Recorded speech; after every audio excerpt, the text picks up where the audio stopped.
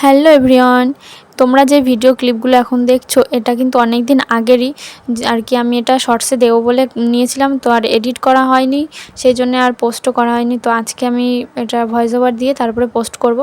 তো এটা হচ্ছে কোথায় বলো তো, এটা আমি যে দিদির কাছে পার্লারে কাজ শিখি, তো সেই দিদিদের বাড়িতে অক্ষয় তৃতীয়ার পরের দিন এরকম মহোৎসব হয় 3 দিন। তো আমার 3 দিনই নিমন্ত্রণ ছিল, আমি যাইনি। আমি গেছিলাম শেষ দিনের আগের দিন, মানে মিন মহোৎসবের আগের দিন আমি গেছিলাম।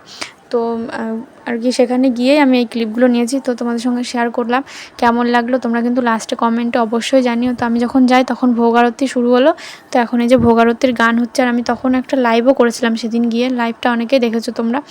তো এরপরে আর কি বাতাসা প্রসাদ দেওয়া হয়েছিল। তো বাতাসা প্রসাদ নিয়ে তারপর আমরা মানে বসে পড়েছিলাম হচ্ছে মহোৎসবের প্রসাদ নিতে। তো আমি কিন্তু আমার ভাইকে নিয়ে গেছিলাম, আর নিমন্ত্রণ আমাদের সবার ছিল, আমার মা দাদু সবারই ছিল। তো মার শরীর ভালো না, মার যেহেতু মাজা ব্যথা, তাই মা তো সব জায়গায় যায় না। তো ভাইকে নিয়ে আমি চলে এসেছিলাম। আর শর্টসের তোমাদের সঙ্গে শেয়ার করবো বলে ভিডিও ক্লিপগুলো নিয়েছিলাম, তো ভিডিওটা আপলোড করতে আমি ভুলেই গেছি। তো আজকে এডিট করে তারপরেই দেবো। তো এই দেখো এখন আমরা প্রসাদ নিতে বসে গেছি। ছিল হচ্ছে ভাত, তারপরে ডাল, এঁচোড়ের তরকারি, আর হচ্ছে একটা টক ছিল, মানে সেটা হচ্ছে আমের টক, যেহেতু এখন আমের সিজন। তো আমের টক ছিল, পায়েস ছিল। আর আমি দিদিদের বাড়িতে প্রসাদ হিসাবে মিষ্টি নিয়ে গেছিলাম।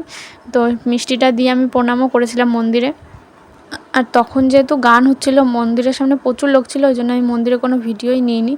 তো এই হচ্ছে ঠাকুরের প্রসাদ, তোমরা একটু দেখে নাও। প্রসাদ দর্শন করলে তো মানে ভোগ দর্শন করলে দুর্ভোগ কাটে আমি শুনেছি। তো তোমরা একটু প্রসাদ দর্শন করে নাও। এটা হচ্ছে হরিচাঁদ ঠাকুরের মহোৎসবের প্রসাদ। তো প্রসাদ গ্রহণ করার পর তারপরে ভাই আর আমি চলে এসেছিলাম বাড়িতে। এই ছিল আজকের মিনি ব্লগ। কেমন লাগলো কমেন্টে জানিও।